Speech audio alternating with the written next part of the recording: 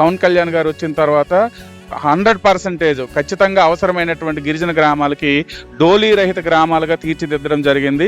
ఇది చాలా ఆనందదాయకమైన విషయం మేము భావిస్తున్నాం. ఎందుకు పవన్ కళ్యాణ్ గారికి మీ గిరిజనులు అంత ప్రేమ ఆయనకి? మరి మాకు తెలియదు సార్, ప్రత్యేకంగా మా గిరిజనుల మీద ఆయనకు ప్రత్యేకమైనటువంటి శ్రద్ధ, గిరిజనుల మీద ఉన్నటువంటి ప్రేమ మాకు కనిపిస్తుంది.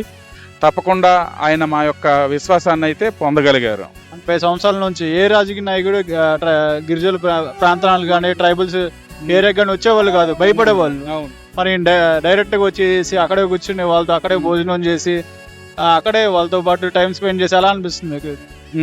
చాలా సంతోషం సార్. ఎందుకంటే గతంలో ఏ రాజకీయ నాయకుడు కానీ ఏజెన్సీ ప్రాంతానికి వచ్చింది లేదు, వచ్చి బస చేసినటువంటి రోజులు లేవు. కానీ పవన్ కళ్యాణ్ గారు వచ్చిన తర్వాత స్వాతంత్ర్యం అనంతరం ఏదైతే మేము కోరుకున్నామో అటువంటి మంచి రోజులు మాకు వచ్చాయని మేము భావిస్తున్నాం.